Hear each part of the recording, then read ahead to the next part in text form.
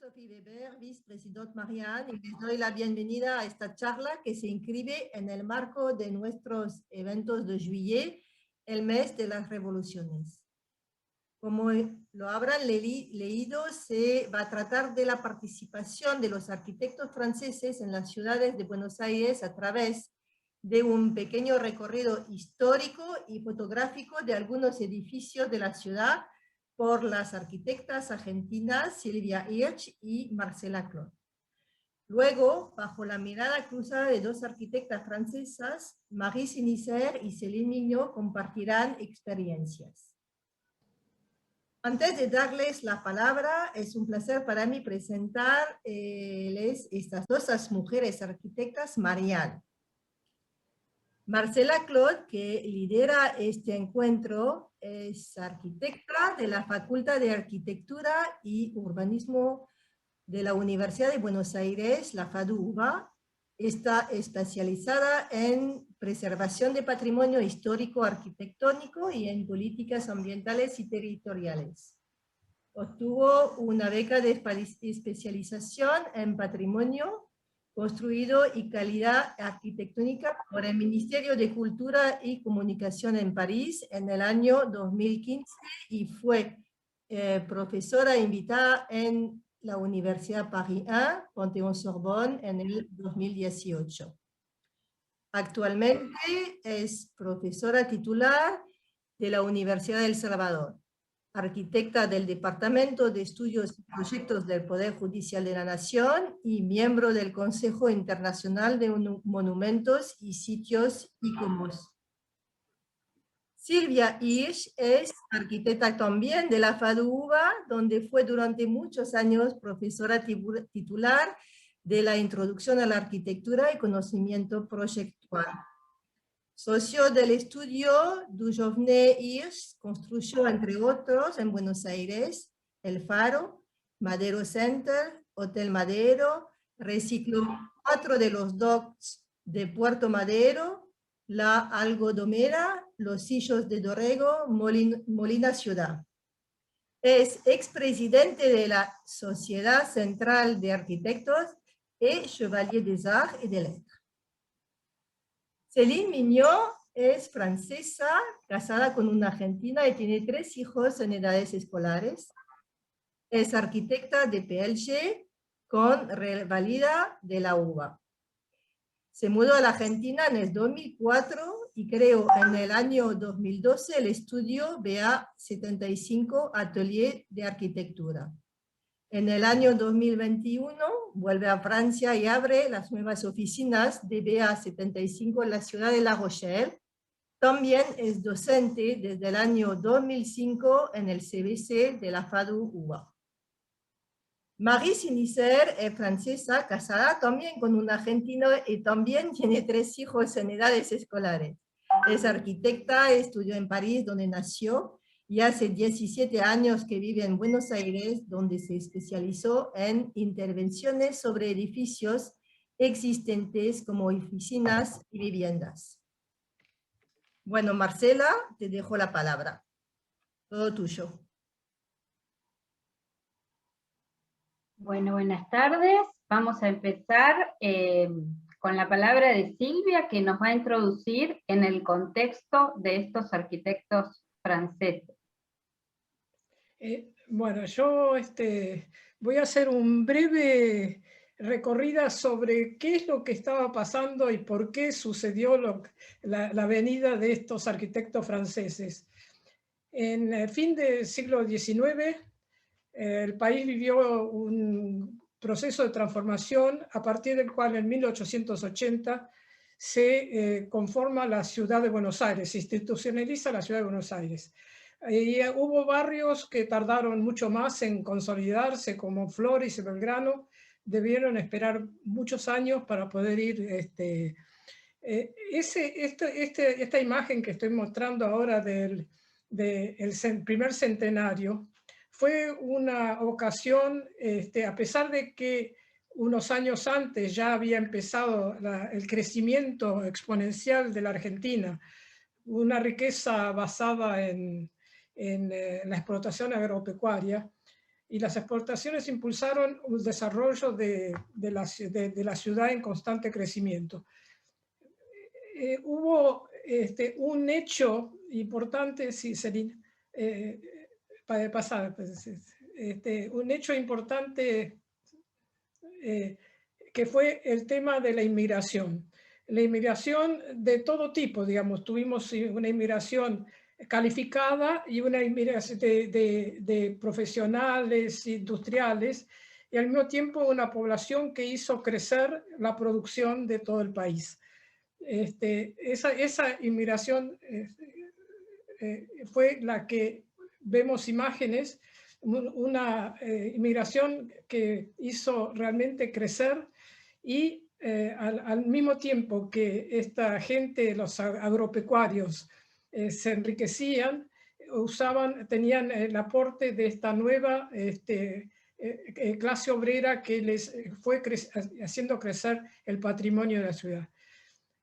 Hubo grandes obras urbanas que se hicieron en ese momento, como el edificio de obras sanitarias, el puerto, el embellecimiento de la Avenida de Mayo.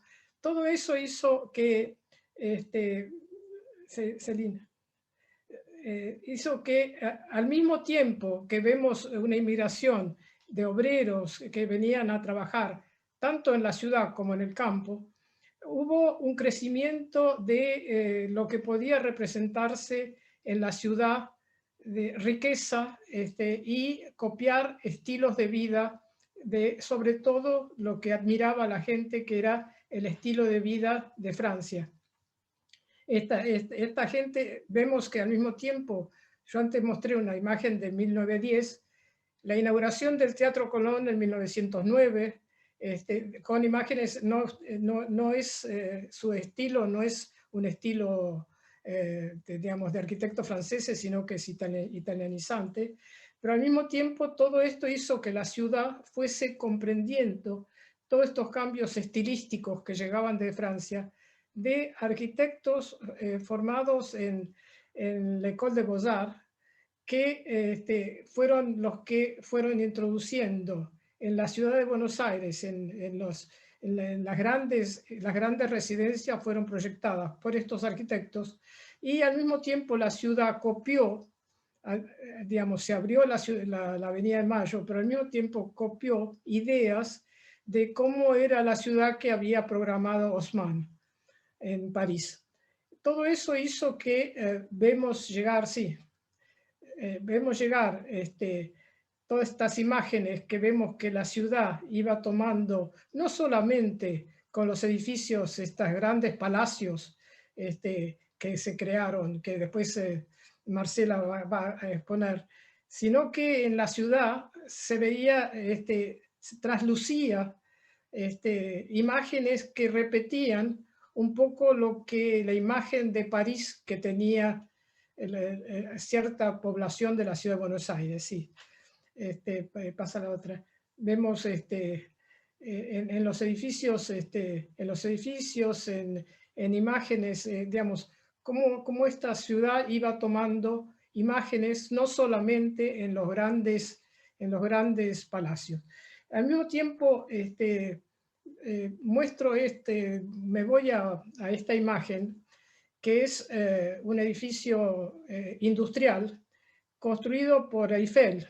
Eiffel, digamos, nosotros vamos a ver edificios, palacios, digamos, realizados por arquitectos muy famosos como Pater o René Sargent, pero al mismo tiempo Eiffel estaba construyendo en Buenos Aires este edificio y otras fábricas, centrales eléctricas, estaciones de ferrocarril. Quiere decir que no solamente tuvimos esos aportes, sino que tuvimos otros que, aparte, con el tiempo, también se incluyó a Thaïs, que hizo los parques, o Le Corbusier, que vino en los 30 a proponer un plan nuevo para la ciudad de Buenos Aires. Después quedó una obra de Le Corbusier en La Plata. Así que vemos que vamos a ir viendo después los edificios realmente lujosos de palacios o mismo un edificio de vivienda que fueron cristalizando estos nuevos estilos que venían con todo el aire de París. Así que ahora voy a pasarle a Marcela, que nos va a contar un poco qué es lo que hicieron estos arquitectos franceses en algunos edificios de la ciudad de Buenos Aires. Bueno, muchas gracias Silvia y buenas tardes a todos. Y vamos a empezar este pequeño paseo por algunos de los edificios, estos emblemáticos, que le debemos a estos arquitectos franceses. Con una particularidad que es importante señalar, muchos de estos arquitectos ni siquiera vinieron al país. Es decir, nosotros tenemos sus obras, pero podríamos hasta dividirlos en dos grupos, aquellos que sí vinieron y bueno, comenzaron a construir, empezaron a tener un relativo éxito en la profesión y se quedaron y nunca volvieron, y otros que nunca vinieron y enviaban sus proyectos que eran realizados acá.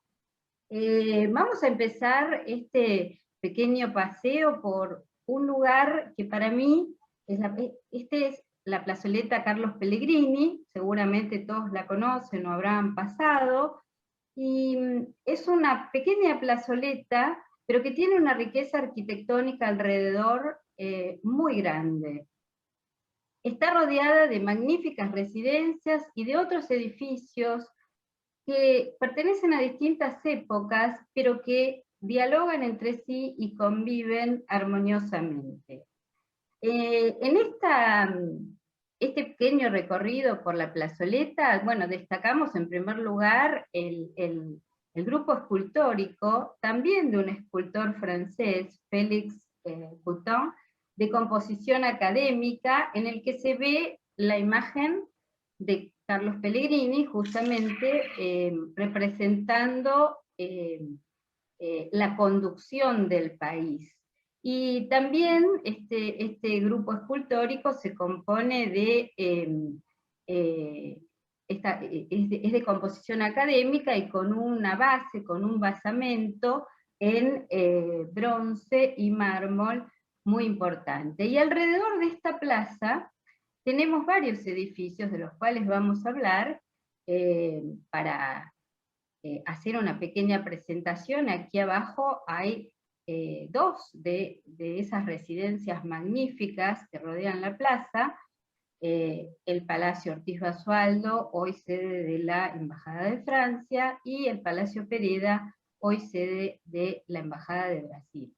Pero no quiero dejar esta foto antes de comentarles de otro edificio del que vamos a hablar también en este pequeño paseo, y que ustedes lo tienen acá en la primer foto, un edificio que claramente representa otro estilo arquitectónico y que se deja ver en el entorno de esta plaza, y del que vamos a hablar porque hay cosas para decir de él.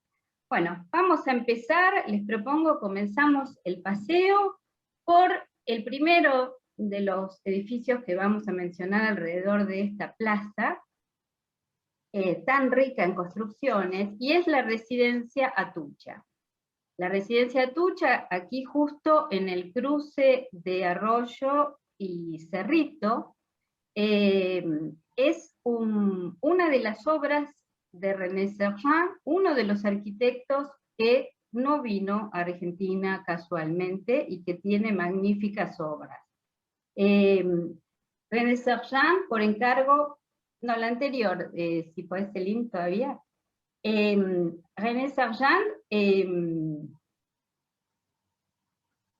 sí, esperamos.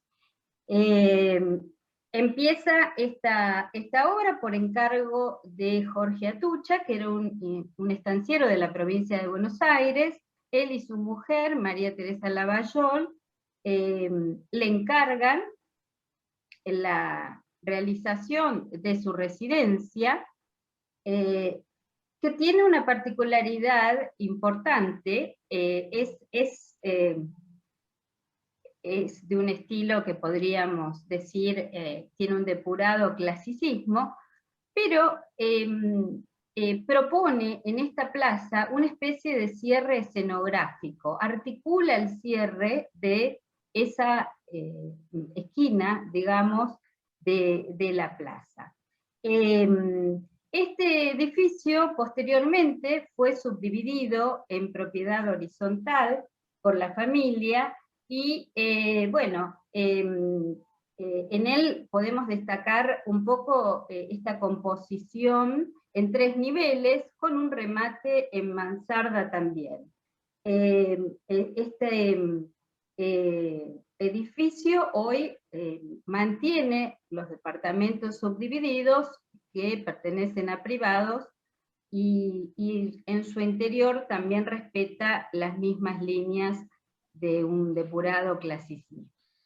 Seguimos con el recorrido de la plaza y nos vamos hacia un edificio maravilloso, el Palacio Pereda, hoy sede de la Embajada de Brasil. Y en este caso nos encontramos con algo particular que se menciona cuando uno habla de arquitectura, y es el pastiche. ¿Qué es el pastiche?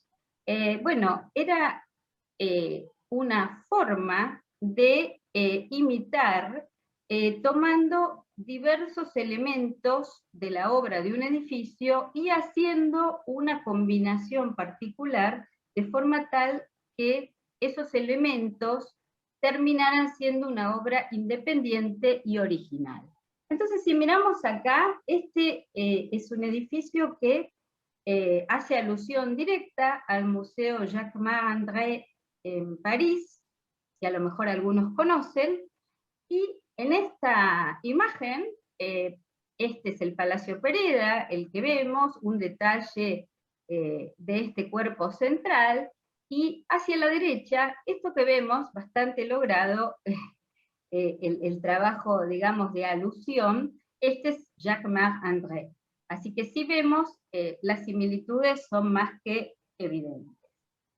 Este palacio fue proyectado por un arquitecto francés, Louis Martin, según los conceptos de Beaux-Arts, siempre, pero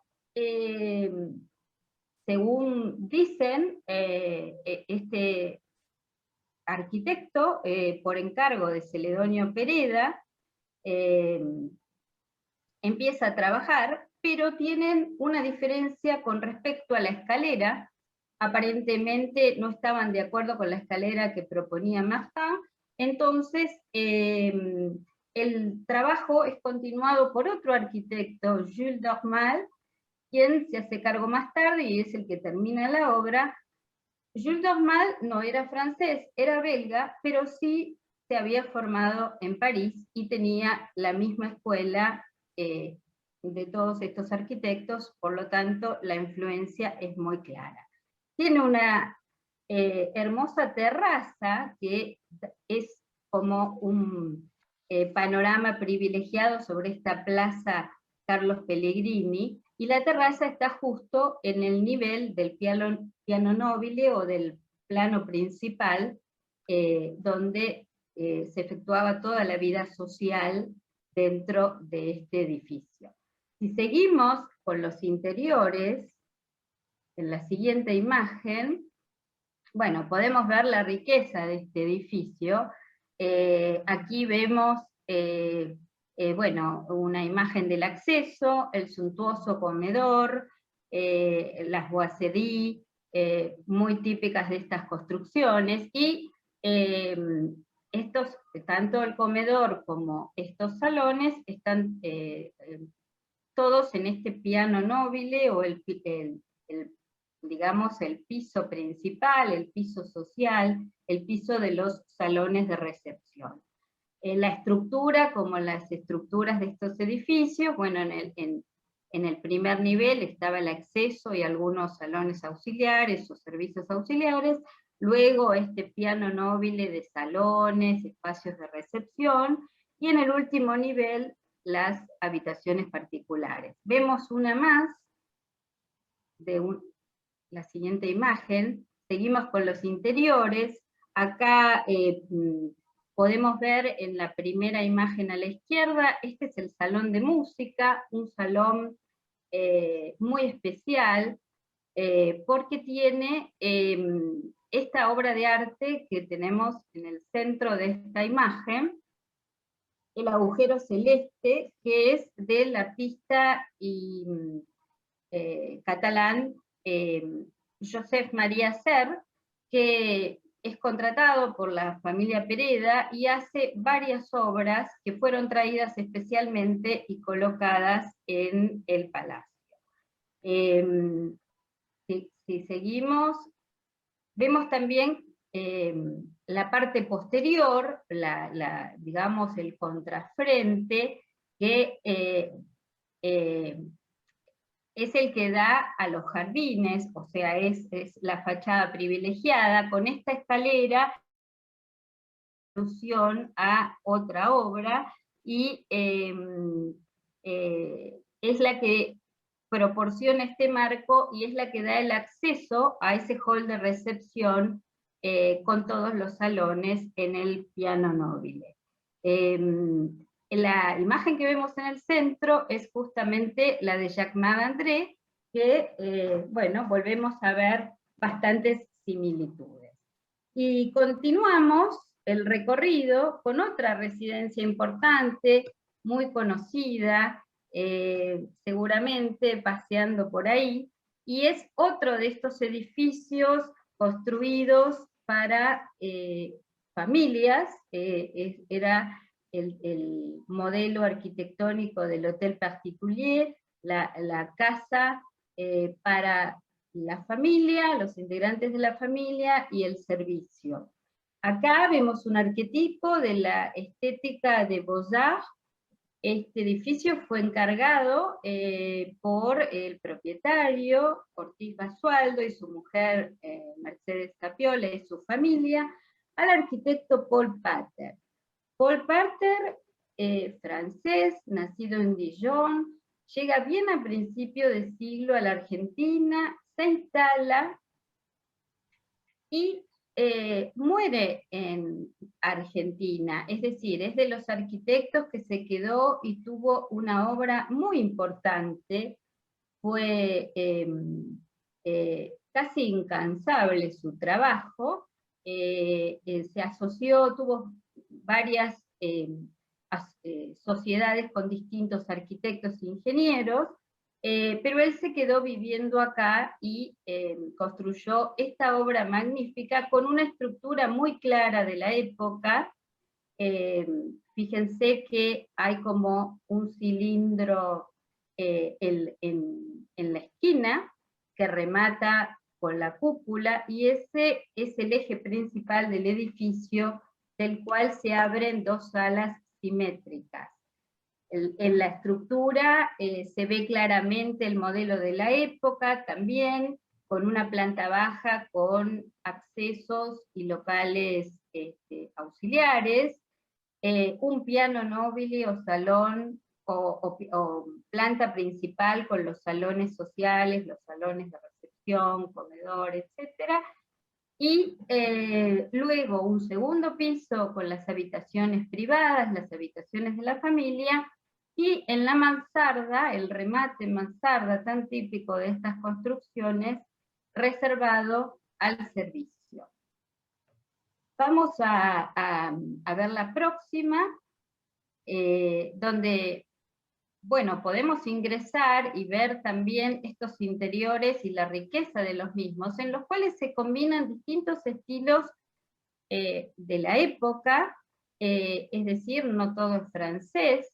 Esto es, en la foto hacia la derecha, vemos el hall de ingreso a este edificio que es sede de la Embajada de Francia, y en este hall podemos destacar el importante trabajo que tiene el solado, el piso de este hall de acceso, con una combinación de diferentes mármoles de distinta procedencia, articulando una figura con componentes simétricos, También tenemos una escalera muy importante, una escalera con una baranda bien barroca, un estilo Chippendale, que nos da acceso a la foto del centro de esta imagen, que es el hall de recepción en la planta principal o piano noble. Este hall es el que articula hacia los distintos espacios en esta planta social, planta de recepción.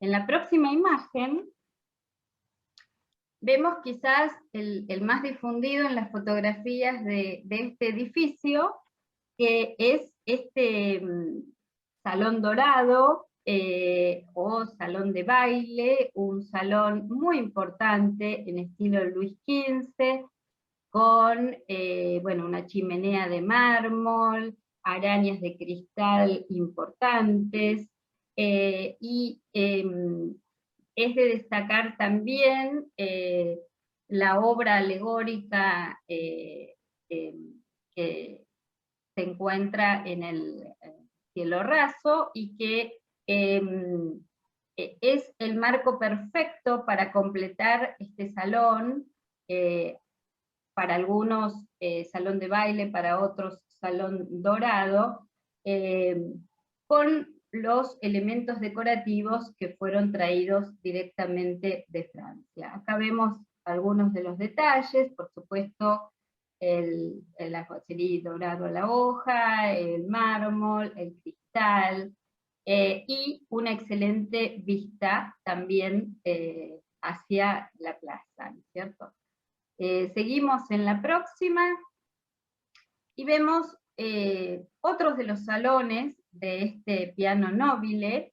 En el cuerpo cilíndrico se encuentra el salón de música, o algunos lo llaman salón chinois, que tiene la decoración de estos motivos orientales, muy propios de la época, y es justamente el salón que está en el cuerpo cilíndrico, con una vista privilegiada también hacia la plaza y hacia el exterior, y además es un poco el salón que articula el ingreso al comedor, que es la foto de la derecha, con una boiserie importante también, y hacia el salón dorado que acabamos de ver en esta estructura de eje y alas hacia los dos lados.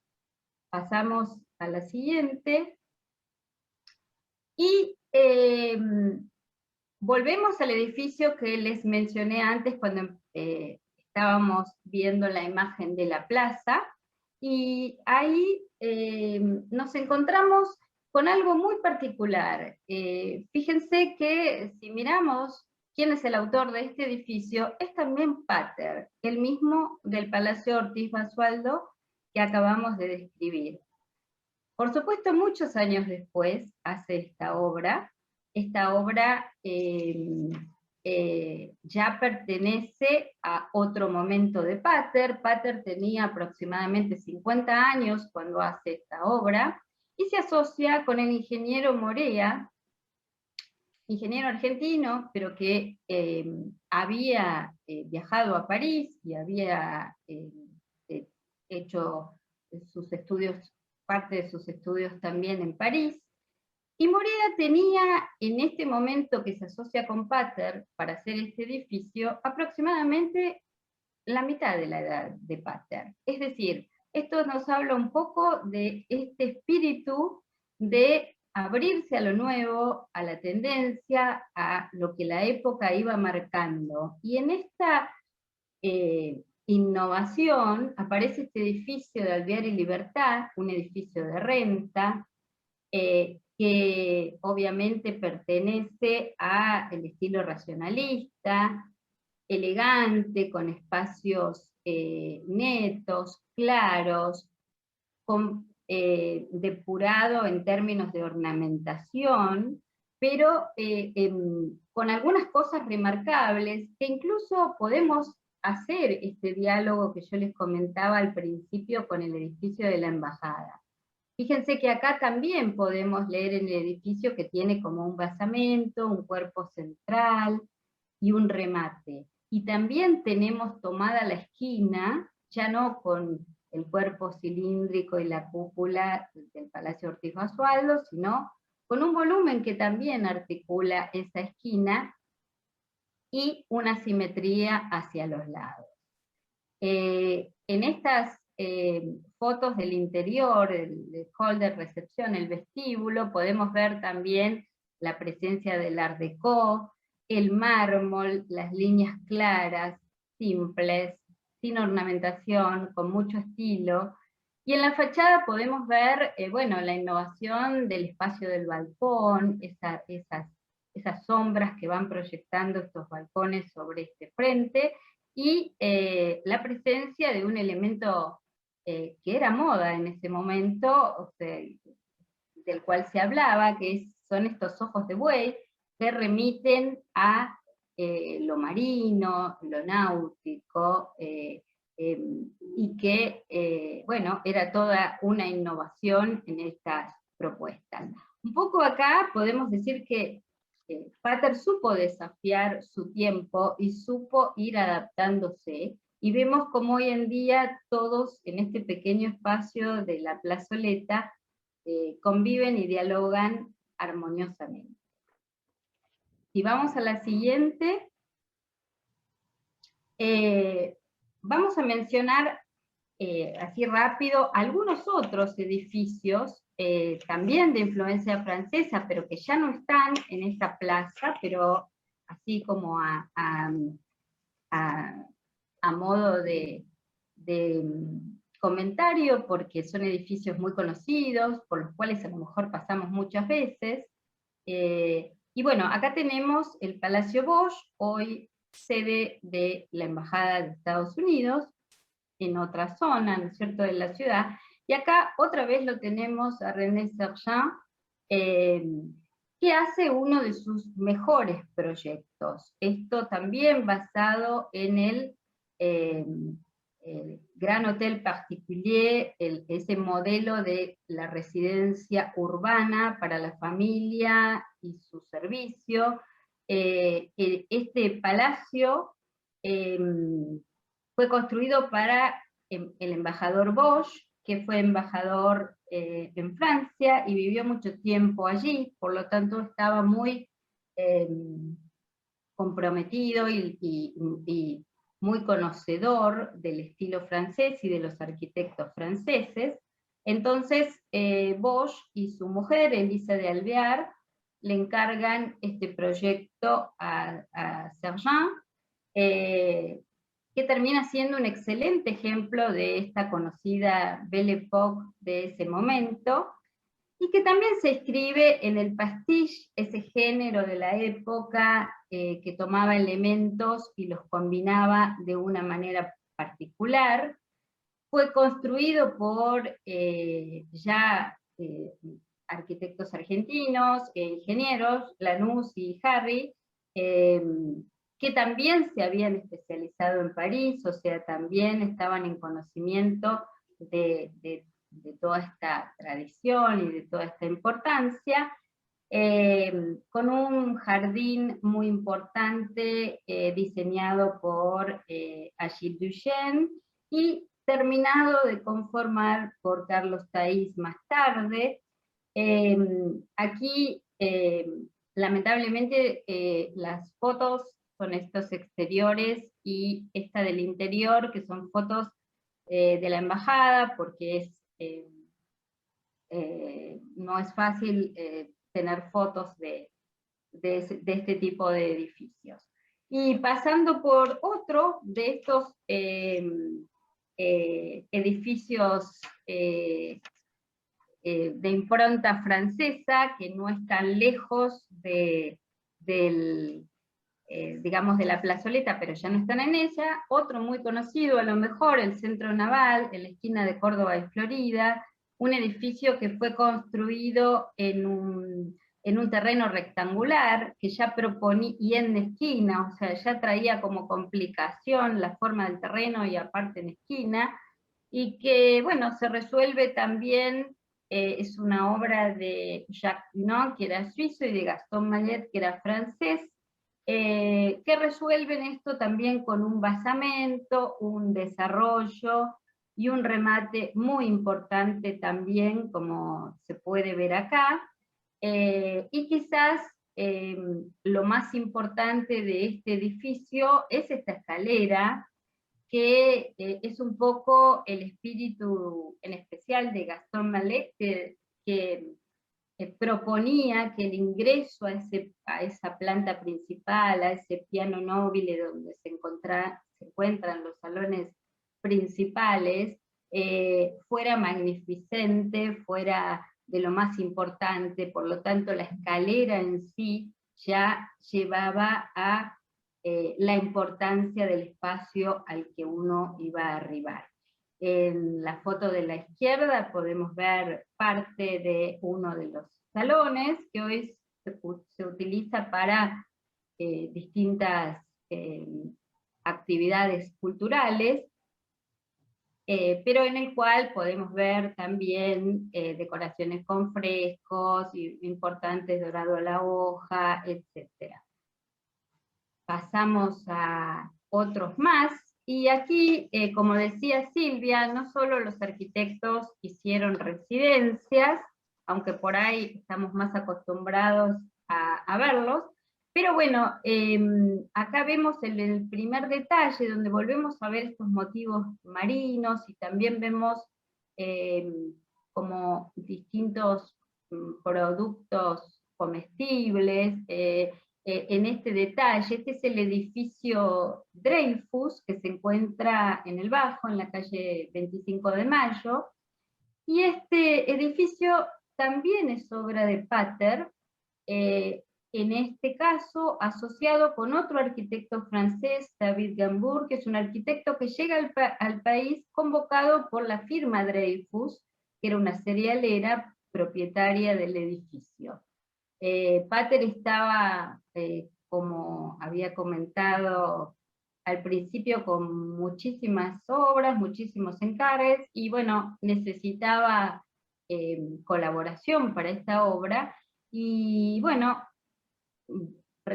llega al país este arquitecto, que es también de los arquitectos que después tienen varias obras y nunca regresa a Francia, se instala definitivamente. Y bueno, el otro, hacia la izquierda tenemos dos fotos, una de exterior y una de interior, de otro edificio conocido, que hoy es la sede del Museo de Arte Decorativo, el Palacio Errázuriz, otra obra de René Sergent, también con un acceso a través de patio de honor, un cuerpo central, que también remite a algunas construcciones muy francesas, al Petit Trianon de Versalles en algunos puntos, bueno, un gran salón de baile estilo regencia, un comedor Luis XIV, es decir, toda esa magnificencia de los interiores que estuvimos viendo en los otros. Y la última foto aquí abajo es también, quizás han pasado por allí, es la residencia para el ingeniero Louis Duhaut, que hoy es un hotel en la avenida Alvear. Esta es una obra de Léon Durch. Léon Durch también ha trabajado en muchísimas obras en el país, porque también trabajó en muchas obras en el interior del país. Léon Durch hizo muchas obras para la familia Duhaut, y esta es una de ellas. Esta fue para el ingeniero Louis Duhaut, también con una imponente imagen de hotel particulier, con un estilo academicista, emplazado, o sea, está retirado de la línea municipal, tiene alguna inspiración en el Château de Marais, cerca de París, y Léon Drouge trabajó en muchas provincias del interior, hizo muchas obras para esta familia, y también trabajó con el arquitecto Bustillo, arquitecto argentino, también de muchísimas obras. En la próxima, volvemos al edificio de la Embajada de Francia, en esta vista nocturna, donde se lo ve de otra forma, si está Marie, la voy a convocar. Acá estoy. ¿Me escuchas? Hola Marie, sí. Bonsoir. Bonsoir, buenas noches Marie. acá. Buenas tardes allá. ¿Por qué pongo esta foto y por qué la voy a convocar especialmente a Marie? Porque la arquitecta Marie Sinicer, que es francesa y que en este momento está en Francia, estuvo encargada de la experiencia de la restauración de este edificio. Así que Marie, te cedo la palabra para que nos cuentes un poco cuál fue tu experiencia al encontrarte con este desafío de poner en valor este edificio tan importante y tan emblemático. Te escuchamos. Mira, por un lado se trató de una restauración del edificio, restauración que realicé con 2 otros arquitectos, y la restauración de las fachadas, de los salones, fue volver al estado original. Lo que llama mucho la atención a los parisinos es que estas fachadas son de similipiedra, es decir, no hay piedras estructurales, sino un tipo de enduido que tuvimos que volver a hacer. Lo mismo en los salones, volvimos a dorar a la hoja, como dijiste vos, y volvimos a las pinturas originales con patiné, digamos, fue un trabajo muy interesante. Los pisos de madera, que son muy lindos, estaban muy dañados, hubo mucho trabajo. Pero esta embajada, a la diferencia de otros de los grandes palacios que presentaste, no es una residencia de un embajador, sino una embajada. Es decir, la embajada, sede de la Cancillería, no residencia de la embajadora, por lo cual hubo que adaptar en todos estos años, porque desde los años creo que 48, 49, pertenece a Francia, al Estado francés. Entonces el Estado francés transformó esta residencia en oficinas. Por supuesto, es interesante ver cómo se pudo adaptar. Todos los salones sociales se mantuvieron en su estado original, como salón de recepción de distintos tamaños. Lo mostraste, es muy interesante porque permite distintos tamaños de recepción, de gran cóctel a cena o almuerzo en pequeño grupo. Pero se había transformado todas las habitaciones del primer piso en oficinas, también las habitaciones de servicio también son oficinas, y la planta baja sufrió muchos cambios. Y cuando me encargaron de hacer un primer diagnóstico antes de la reforma, nos dimos cuenta que faltaba volver a instalar una cocina profesional donde existía la cocina del palacio, y fue muy interesante en la obra reencontrar todo lo que quedaba escondido debajo de otras reformas como vivienda, como oficinas. Reencontramos los azulejos típicos de esa época, reencontramos el resto de la cocina y hicimos ahí una cocina muy moderna de hoy. Qué interesante. Bueno, fueron encontrando el lugar exacto y la forma que necesitaba el edificio para esa cocina. Tal cual, tal cual. Sigue siendo un edificio con mucha posibilidad y mucha versatilidad. Sí, por supuesto, sí. Y sigue siendo con esta, digamos, puesta en valor y con esta restauración también se le dio un carácter bastante moderno a algunos salones con la inclusión de bueno, obras de arte y otros elementos que dialogan también muy bien con el original, digamos. Sí, ese es un trabajo de otro equipo, que es el equipo de decoradores del Ministerio de Asuntos Exteriores, que desde París bueno, vinieron por supuesto alguna vez, estuvimos dialogando para apoyar, dar apoyo técnico, vamos a decir, pero hicieron absolutamente todo desde Francia, todo el cortinado, todas las alfombras, todos los muebles, unos cuantos, bueno, muchas obras de arte, algunas muy modernas, todas fueron elegidas y hechas a medida en muchos casos, con todo el cortinado, en Francia o en otros países y llegaron por barco. Quedan igual algunos muebles de la época del edificio, que es el gran comedor y algunas otras cosas más, pero todo lo demás llegó en barco. Sí, increíble. Bueno, pero ahora en esta oportunidad que tenemos la presencia de dos arquitectas formadas en Francia, dos francesas, no podemos dejarlas pasar sin que nos comenten a nosotros que vivimos acá, ¿cuál fue la experiencia de ustedes? ¿Cómo se sintieron cuando llegaron a Buenos Aires en relación a la arquitectura, al urbanismo, a todo lo que encontraron acá? ¿Qué pasó con eso? Porque debe ser bastante particular llegar a encontrar cosas que uno tiene como vistas de su propio lugar. Así que, bueno, las escuchamos. A ver, Marí. Mira, yo llegué, tenemos un recorrido bastante parecido, Celine y yo. Yo soy parisina, hasta mis 24 años viví en algunos otros lugares, pero pocos años. Soy muy parisina y estudié toda la carrera de arquitectura en París, en el centro de París, en Saint-Germain-des-Prés, es decir, me nutre muchísimo de París y es una ciudad que me gusta muchísimo. Pero tenía mucha atracción en conocer Buenos Aires. Y antes de viajar, que bueno, estudié por supuesto en los libros que tenía en francés, porque hablaba muy poco castellano, y observé lo que podía hacer Buenos Aires, leí libros sobre el urbanismo de Buenos Aires, sobre la arquitectura de Buenos Aires, pero a pesar de conocer cierto aspecto, fue un gran shock al llegar.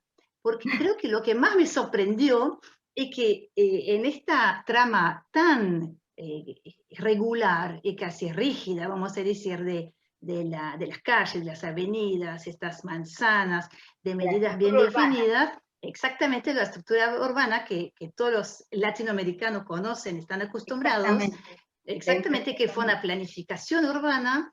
A pesar de esta regularidad, me sentí en un lugar de tanta irregularidad arquitectónica que me sentí como en un opuesto casi de París, que tiene al revés calles de tantas épocas diferentes, avenidas que fueron agregadas, pequeñas calles con sus curvas, digamos, tiene mucha sorpresa, pero en la mayoría de los barrios de París una gran regularidad de tamaño de edificio. Entonces, eso fue mi primera impresión, digamos. Tuve que adaptarme y hasta disfrutar de ver estas inmensas medianeras, bueno, todo lo que los que conocen Buenos Aires se sabe, ¿no? Pero me sorprendió mucho, de pequeñas casas hasta grandes edificios, torres en una manzana entera, digamos, eso fue lo que más me sorprendió. Después las similitudes con París llegaron como después, porque uno las descubre de a poco y es muy interesante comparar. Claro. ¿Y vos, Celine, cuál fue tu experiencia? ¿Qué te pasó a vos cuando llegaste? Bueno, primero, hola a todos. Yo llegué un año después de Marie. Como dijo, tenemos experiencias muy similares y además hicimos la misma universidad, que no solo estaba en el centro de París, sino que estaba en el edificio de las Bellas Artes. Así que era maravilloso estudiar ahí todos los días. Yo, al contrario de Marie, yo no había leído nada, no había mirado nada, venía a estudiar un año y cuando llegué a Buenos Aires, mucha gente te dice, vas a ver, es una ciudad muy parecida a París, te vas a sentir como en tu casa. Y empecé a conocer primero Palermo, por lo tanto mi impresión para nada fue esa.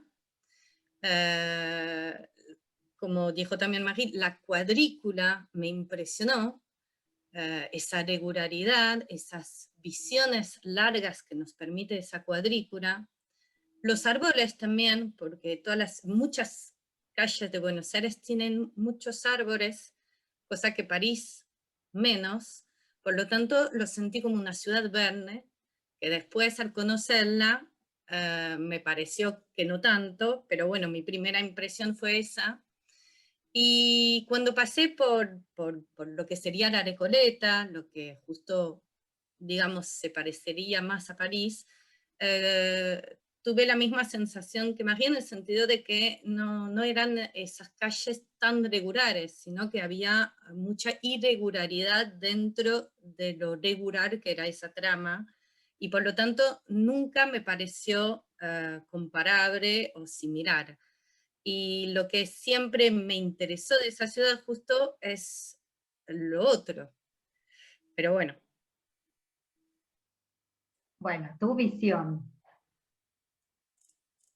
Totalmente.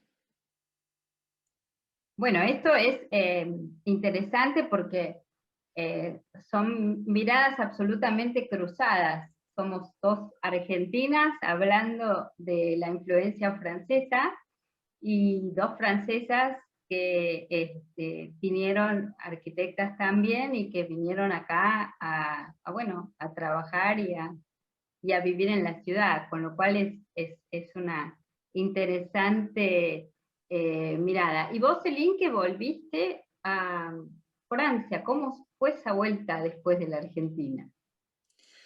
Yo recién volví hace recientemente 6 meses, y lo que me enseñó quizás esos 18 años en Argentina es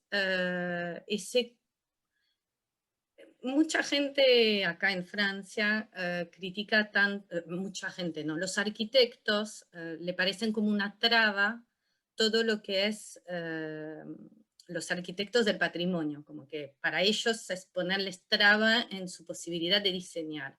Yo, al haber vuelto, después de ver una ciudad como Argentina, donde me parecía triste cuando veía esas casas chorizo, esas casas tan antiguas que se demolían para hacer edificios, hoy entiendo mucho mejor esa obligación que tiene el gobierno, esas obligaciones en el desarrollo, digamos, de cualquier proyecto, porque así nos permite tener esas ciudades tan homogéneas y tan cuidadas. No significa que uno no puede hacer algo moderno, pero cuando interviene en algo antiguo hay como un respeto muy importante con respecto a lo antiguo. Y yo además hoy estoy viviendo en una ciudad chica, pero muy interesante, que es La Rochelle, que tiene un centro histórico muy lindo, muy respetado, vamos a decir, a nivel arquitectónico. Y hoy cuando trabajas acá, tenés esas obligaciones, pero que no te deja no hacer arquitectura, sino que te delinea, te marca líneas para estar dentro de este entorno. De acuerdo. A mí, Marcela, me encantaría conocer un poco la visión de ustedes dos, Silvia y vos, cuando fueron a París, tener esa visión al revés. Ustedes casi venían del caos, ¿no? De la ciudad de Buenos Aires, podríamos decir, un caos organizado, pero un caos, digamos, a nivel estructura de diseño arquitectónico, como una mezcla de muchas cosas respecto a París. Me gustaría saber cuál fue su sensación justamente al llegar a París, qué destacaron, qué les gustaron, qué no les gustaron. Me gustaría mucho saber esto. Bueno, yo puedo hablar de distintas épocas, porque mi primera impresión fui de muy chica, con mis padres, y no, había pasado poco tiempo después de la guerra, así que tengo un recuerdo muy negro de París, de una sensación de frío, gris. Todos los edificios todavía estaban sin limpiar, estaban todos negros.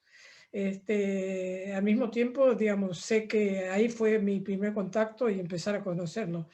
Después fui varias veces y viví después 1 año y pico en París, acompañando a mi marido que estaba haciendo un posgrado. Yo también lo hice, y fue una vivencia totalmente distinta porque habían pasado unos cuantos años y la ciudad estaba viva, en la cual participé mucho en todas las actividades arquitectónicas de esa época, de trabajar, cursar con arquitectos franceses. Pero la ciudad, digamos, la incorporé, digamos, no es que me llamó la atención, digamos, sabía muy bien todo, tenía en mi cabeza Haussmann, digamos, miraba las avenidas y decía, qué bárbaro todas estas avenidas con todos respetando la misma altura, cosa que acá, digamos, siempre hay alguno que se va un poquito más arriba y uno un poco más abajo. Los edificios, avenidas coherentes, digamos, avenidas con una imagen unificada, digamos, no de que cada edificio es una historia distinta. Creo que forma parte un poco de dónde venimos, ¿no? Cuál es nuestra idiosincrasia, eso de que acá que cada uno quiere que lo vean distinto al otro. En vez ahí esas avenidas realmente impactan por su coherencia, digamos, sobre todo lo que es el centro de París, ¿no? Así que, digamos, cuando vemos un edificio moderno en París ahora, digamos, también, digamos, de repente es como que rompe un poco también, un poco sobre las líneas, pero siempre está armoniosamente colocado. Así que bueno, eso es un poco experiencias en distintas épocas que he estado ahí, ¿no? Así que bueno, le paso la palabra a Marcela. Gracias, Silvia. Y a mí me pasa lo mismo. Yo también un poco tengo una mirada en diferentes épocas. Me tocó ir chica también con mis padres, y esa vez fue un verdadero deslumbramiento porque yo estudiaba francés desde los 8 años, y la profesora me contaba sobre edificios, sobre el museo, sobre, bueno, y nos mostraba en ese momento libros, folletos y materiales. Entonces, esa primer llegada y ver esos edificios y recorrerlos y poder caminar por esas calles que yo había visto en libros y en folletos fue una fascinación total. Después volví más tarde, ya como profesional, y bueno, y la mirada se me fue más, un poco como decía Silvia, todo lo haussmannien, esa homogeneidad de frentes, de fachadas, donde se respeta la altura, con ese remate de las mansardas, la ausencia de elementos de distorsión, que acá en Buenos Aires lamentablemente se ven mucho, un poco por esto que comentaba Silvia, siempre cada uno quiere tener su cosa particular, personal, y a lo mejor se altera esa visión de contexto, esa visión que en última instancia conforma ese espacio urbano. En París uno puede transitar esas avenidas por cuadras y sigue teniendo esa continuidad de esa visión homogénea. Eso me impactó mucho. Y en otros viajes ya más recientes, también esto de que siempre que voy hay algo nuevo y a lo mejor algo súper moderno, pero que termina dialogando de alguna forma con el resto, y esta sensación de que la ciudad no es una propuesta histórica estática, sino que está siempre con nuevas obras y incorporando estilos y otros conceptos también, pero desde ya sobre la base del respeto de lo histórico, de lo patrimonial y de lo de lo que es un referente a la imagen de París, ¿no es cierto? Esas cosas son importantísimas. Yo agregaría que nos estamos refiriendo a París centro, París, digamos, con sus límites. Digamos, creo que la mirada si salimos de esos límites, realmente ya ahí realmente vemos otras cosas, ¿no? Vemos algo mucho más parecido a lo que somos nosotros, digamos. Edificios que no tienen nada que ver con el contexto, lugares que no tienen, no lugares, digamos, construidos en lugares inhóspitos, sin planificación. Así que creo que nos estamos refiriendo al París, digamos, dentro de sus límites, ¿no? El resto realmente creo que realmente ha perdido esa fuerza de normas que tenía antes. Al mismo tiempo, digamos, yo quería agregar que yo soy francesa también, digamos, soy argentina porque vivo acá, pero toda mi familia y yo soy francesa. Así que, digamos, mi primer llegada fue, digamos, viéndola un poco desde el punto de vista de ir a ver a la familia, y entonces era como que, digamos, se distorsionaba esa imagen tan idílica de lo que era París, ¿no? Así que bueno. ¿Y cómo ven justamente la evolución de las ciudades hoy en día con respecto a la sustentabilidad? ¿Es factible empezar a construir de forma diferente ciudades grandes? ¿O es el fin de las ciudades grandes que vamos a ciudades chiquititas? ¿Cómo lo ven ustedes como arquitectas? Las cuatro que tienen generaciones diferentes, capaz visiones diferentes. Bueno, yo puedo hablar de lo que se está haciendo acá, de verdad que es muy sorprendente todos los caminos distintos que están tomando para poder conseguir de alguna forma una ciudad más sustentable, desde recuperar espacios, hacer jardines, no jardines, sino espacio para cultivar dentro de la ciudad, habilitar fachadas verdes, habilitar edificios abandonados en espacios verdes y culturales. Eso de verdad, y hay mucha intención y como que facilitan las cosas cuando uno viene con una propuesta hacia ese sentido. Y se nota ya en muchas ciudades ese trabajo que se está haciendo, pienso yo, desde hace varios años. Cuando uno venía de turista, no siempre prestaba atención a eso. Hoy que ya estoy viviendo acá y que me meto en todo lo que son las novedades arquitectónicas, y uno después pasea por la ciudad y lo puede ver. Vos hablas de La Rochelle, que es una ciudad mediana. Hablo de La Rochelle, pero se está haciendo también en París mucho. Cada uno a su formato, quiero decir. En La Rochelle hay un lugar, un terreno en el medio de la ciudad que son para cultivar. En París sé que están más atacando por techos verdes, por fachadas verdes, hay menos espacio, así que es más complejo. Pero también hay como trabajos muy puntuales para ir hacia ese lado. ¿Y en Buenos Aires cómo lo ven? Bueno, pienso que acá va a ser más lento. Hay digamos, pequeñas cosas que se van incorporando, como hacer techos verdes en los edificios, cosa que, digamos, es premiado en parte, prácticamente en este momento es obligatorio, pero premiado en ciertos impuestos, pero el resto, digamos, cuesta, digamos, en la ciudad, digamos, va a ir poco a poco. Digamos, evidentemente ha habido avances grandes en cuanto al respeto de las discapacidades, todo eso se fue incorporando.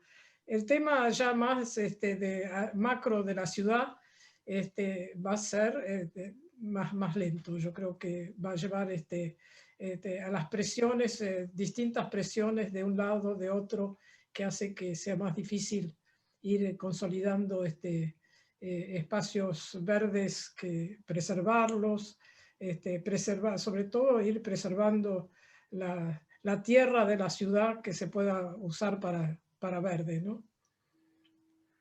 Y yo también, yo creo que en el caso de Buenos Aires nos va a llevar tiempo, también concientizar de la importancia de estos cambios. Se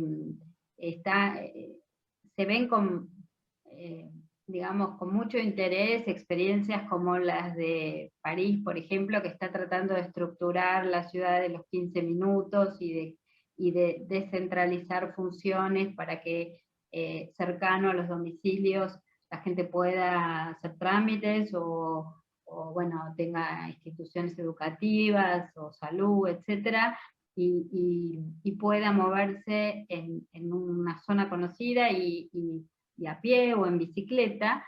La estructura de la ciudad de Buenos Aires, tal como está, necesita todavía bastante como para poder adaptar. Se ha mejorado en estos últimos años con, el aumento o el incentivo hacia usar, por ejemplo, hacia peatonalizaciones o hacia el uso de la bicicleta, y en las construcciones, como decía Silvia, las terrazas verdes, las fachadas verdes, que bueno, son cada vez más frecuentes, por suerte, pero todavía falta, yo creo que la adaptación hacia posiciones más sustentables nos va a llevar bastante tiempo más todavía. Yo estoy en este momento, yo estoy pasando vacaciones como todos los años en un pequeño pueblo de Normandía, y ahí las problemáticas son típicas de los muy pequeños pueblos también de Italia, España y otros países que viven una partida, digamos, la gente joven suele irse. Para dar un ejemplo, en este lugar la escuela cerró, porque tenía 9 alumnos y una docente cerró. Entonces, lo que la gente podía hacer caminando, ahora lo tiene que hacer en auto, hacia un lugar un poco más lejos. Entonces, esas son las dificultades, justamente hablando de la ciudad de 15 minutos. Bueno, ahí el pueblo, que era todo a 15 minutos, lucha para mantener su propia vida, y como es cerca de París, mucha gente de residencia secundaria que tiene sus casas de fin de semana, ahí aparece el fenómeno que con la pandemia muchos se radicaron acá. Entonces, y otros compraron. Bueno, por un lado, los precios son fenómenos urbanísticos típicos, ¿no? Los precios suben, los precios de los edificios, las casitas antiguas, se va la gente de ahí, quedan los parisinos de fin de semana. Bueno, eso, lo que se logra hacer es, por supuesto, todo el reciclado, y mantener, la problemática es mantener el lugar vivo. Bueno, acá va a pasar lo mismo, porque ha habido un vaciamiento del centro, sobre todo el sector del microcentro, con muchos trabajo online y muchas empresas que han salido del centro. Y la idea es ver si se puede reciclar, volver a llevar gente a vivir al centro, ¿no? Porque realmente que pueda estar cerca, reciclar estos edificios de oficinas para viviendas, porque realmente creo que es algo general que se está hablando acá, tanto acá como en Nueva York como en París. Digamos, el centro se está vaciando. Va a crear centros muy malos, muy peligrosos. Sí, peligrosos. Así que bueno, yo creo que, a ver, Sofía, ¿qué opinas? No, yo creo que el centro histórico de la ciudad siempre lo podemos comprobar en muchas ciudades, se vuelve a rehabilitar, se pierde, se cae y se vuelve a rehabilitar desde otras actividades, capaz más artística, no sé, pero se vuelve siempre a rehabilitar los centros de las ciudades. En Francia fue así, se perdió, y poco a poco se volvió a abrir. Y yo tengo otra preguntita que... Bueno. Yo que vengo de una familia, soy hija de arquitecto, nieta de arquitecto, bisnieta de arquitecto, todos hombres.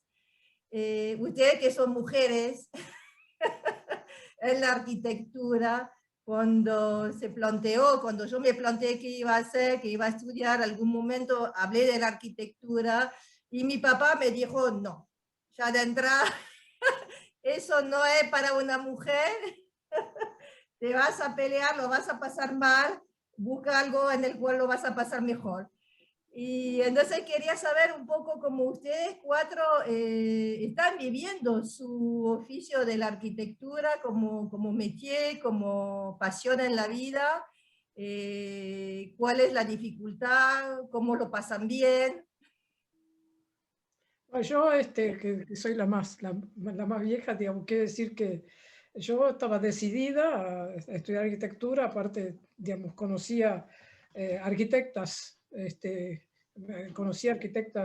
ya arquitectas cuando empecé a estudiar, y, digamos, mi padre, digamos, me ofrecía otras alternativas, yo dije, no, yo quiero ser arquitecta. Y la verdad es que nunca tuve dudas, y aparte de eso siempre trabajé, digamos, y sigo trabajando, ahora online, sigo trabajando, nunca tuve dudas, tuve la suerte de casarme con un arquitecto, y eso fue como que una sociedad que me hizo, yo me gustaba mucho ir a obras, y siempre fui a obras, y siempre estuve en el estudio, y Celine se sabe, eso me conoce de trabajo en el estudio.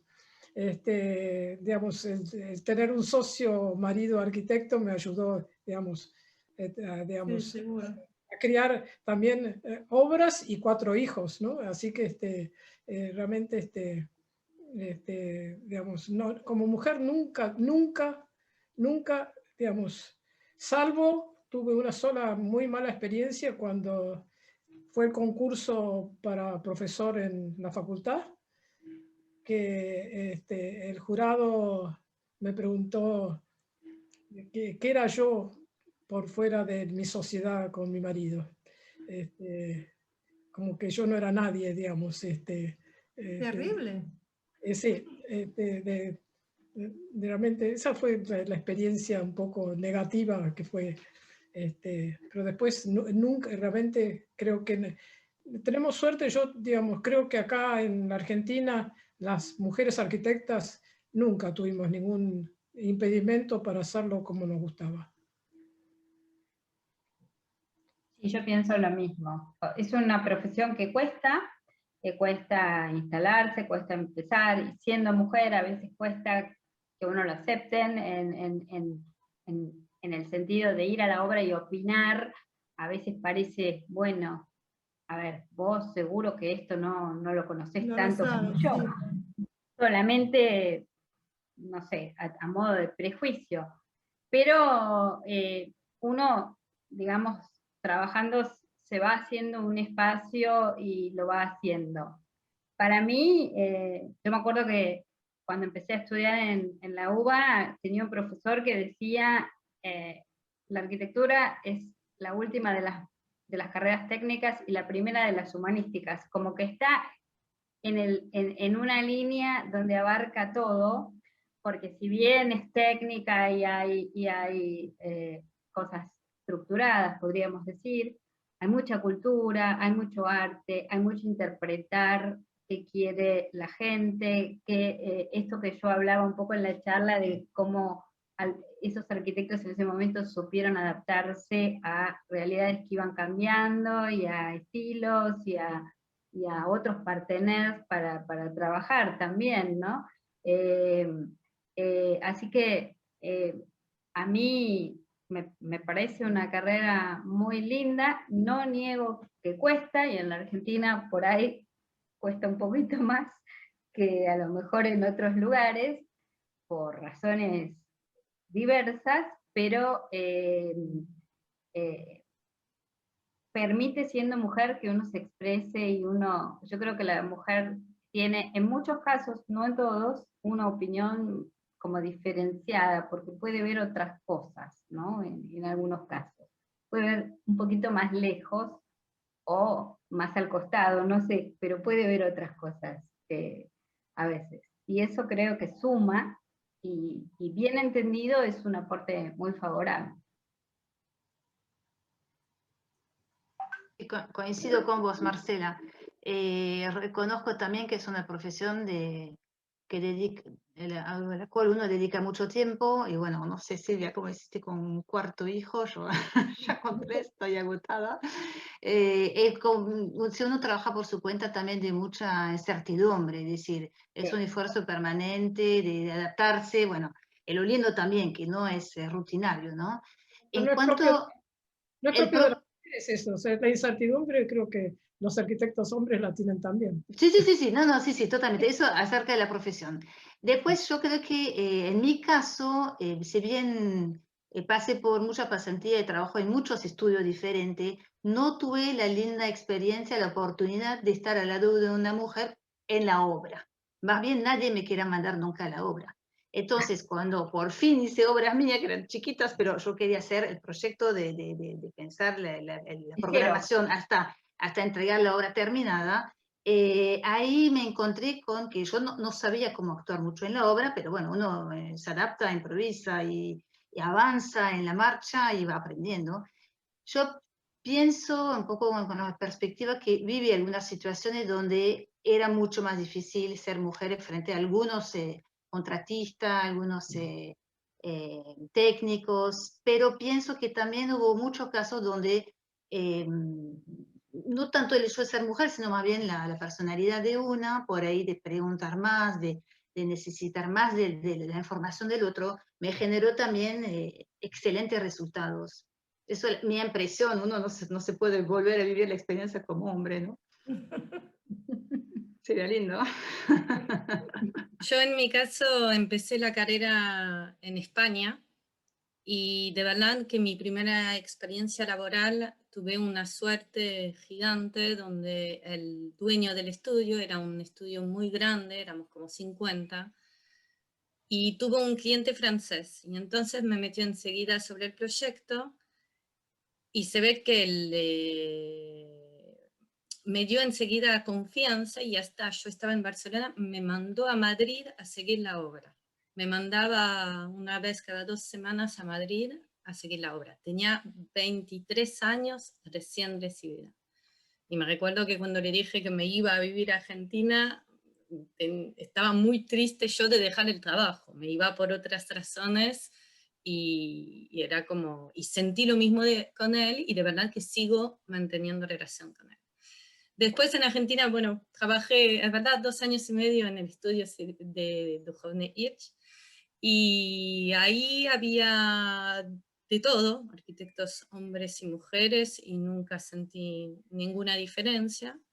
Y después me puse a mi cuenta y en la obra, de verdad que a veces hasta lo vi como una ventaja, porque los obreros no se animan a decirte cosas, como que te tienen otro respeto. Y entonces llegaba vos y dejaban de las cosas que ellos hacían y te escuchaban, y hasta hice obras embarazadas y me tiraban el tacho de pintura para sentarme. Recuerdo una obra donde tenía 8 meses de embarazo.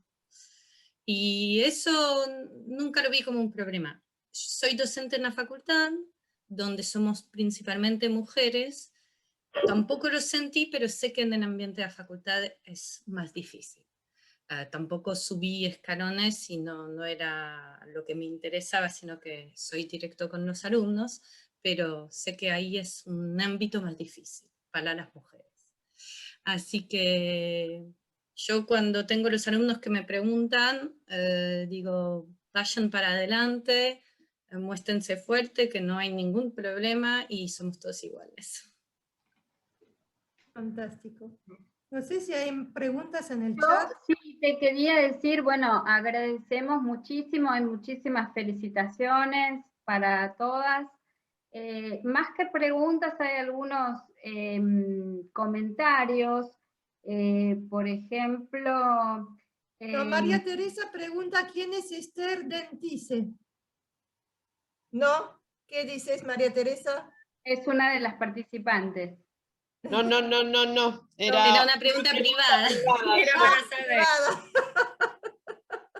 Perdón, soy Marianne y le mandé una pregunta a Sofi y la hizo pública. Bueno, No se dio cuenta. todo bien.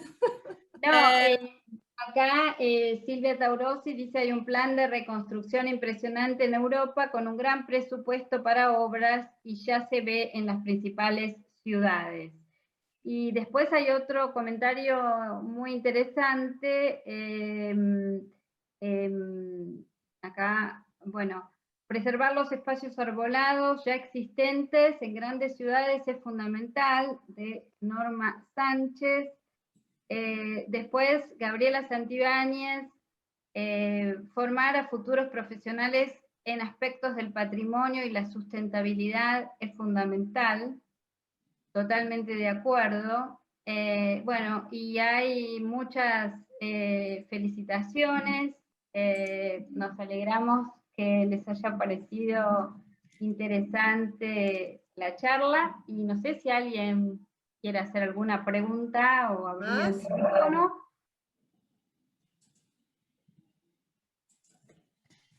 ¿No? ¿Ninguna Sí, pregunta? yo desearía hacer una pregunta. Norma. Aquí, Norma Graciela Sánchez de Vega desde París. Un gusto saludarlas.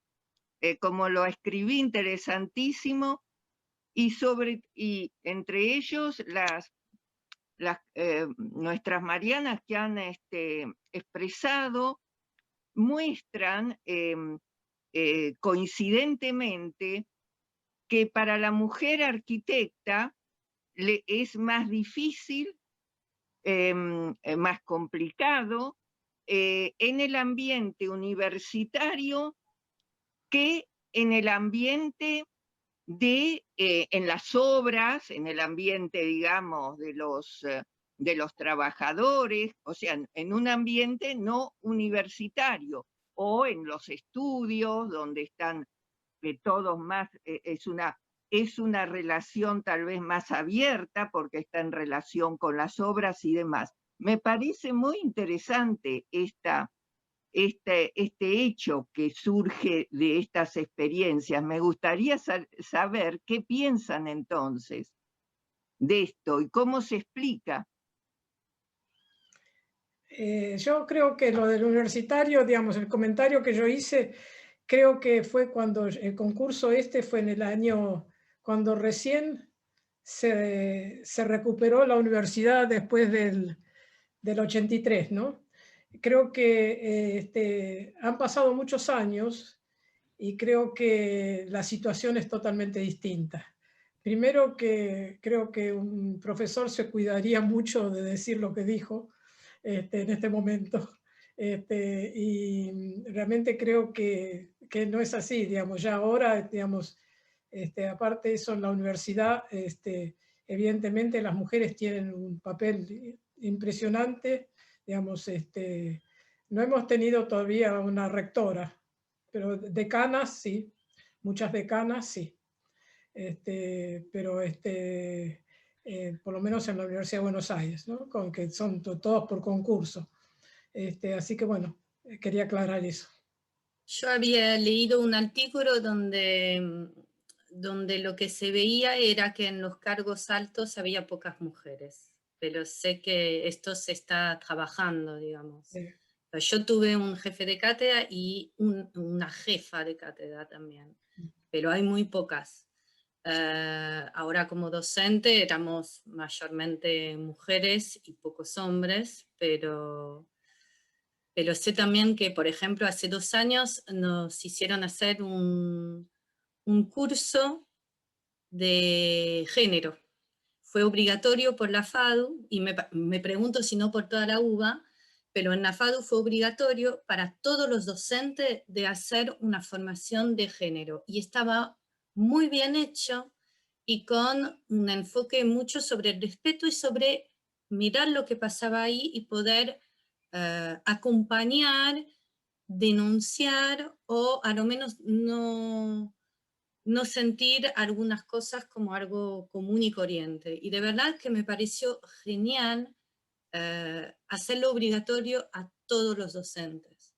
Así que yo también pienso que esto está cambiando. No tuve ninguna experiencia en particular en mi posición y sé que se está trabajando. Tuve la experiencia con ese curso. ¿En Francia pasa lo mismo que en Argentina o no se sabe? No, Elegí una no ciudad tienen tan amigas chica, ahí, yo ahí me que les pueden arrepiento, contar.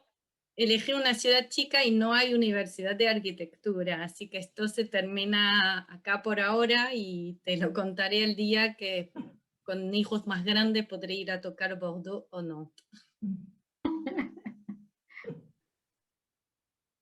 Bueno, Bueno, esta acá confirman que el curso era obligatorio para todas las facultades UBA. Acá están acotando. no, María no, Teresa no. dice que no. no, Je vous assure que no. Bueno, no lo sé, pero de Balán me pareció genial. Así que paso a paso. Bueno, por lo menos yo soy docente en la Facultad de Ciencias Sociales y también en el ciclo básico común, y en la Facultad de Filosofía y Letras fue obligatorio. O sea que asumí que era para todas porque son como facultades muy disímiles, no en otras facultades, pero en la No, UBA, no, las ciencias duras son mucho más reales. en exactas no. Ah, mira. No sé exactas, tengo hijos allí, pero no sé. Sí. Bien, En vamos las a humanísticas que yo frecuento es obligatorio para todos. Yo tengo una hija egresada de Exactas y nunca tuvo Ninguna formación. A ver, hay cosas que están, perdón, nos estamos yendo totalmente del tema, Sí, chicas, sí. esto ha quedado en una charla de mujeres, ya somos ¿cuántas? 25, la mayoría ya se fue. Lo que pasa es que hay experiencias que a veces no son sentidas como tal, Silvia. A la hora de los concursos, los evaluadores, los jurados, los modos de acceder, hay todavía, lamentablemente en la Argentina, hay un largo terreno, aunque todos hacia afuera, a ver, yo he vivido batallas, no por mí, pero es que las he sentido cercanas, que dio mi marido, por ejemplo, en CONICET, para extender el plazo de ingreso a carrera para las mujeres, porque si te embarazabas y criabas tus hijos, no estabas en igualdad de condiciones que el chico que había hecho la carrera directa, y sin embargo, el límite de entrada a CONICET era el mismo para varones y para mujeres. Llevó muchos años modificar esos pequeños detalles, uniformes para todo el mundo, cuando justamente debían ser no uniformes, contemplar aspectos singulares de las mujeres, digamos. Bueno, nada, vamos a terminar en un debate. Lo siento, bueno, pero todavía. Esta charla fue grabada, así que la van a poder volver a escuchar el tiempo que la subimos en el YouTube, Marianne. Y bueno, muchas gracias Silvia, Marcela, Marie desde Francia, Céline también desde Francia, por participar a esa charla. Y a muchas gracias a todos por los comentarios, los hago extensivos, pues los estoy leyendo, así que hay un gran agradecimiento, y gracias a Marianne por organizar esta actividad muy interesante para nosotros, haberla armado también. A ustedes. A bientôt. Hasta luego. Bonsoir. Gracias. Muchas gracias.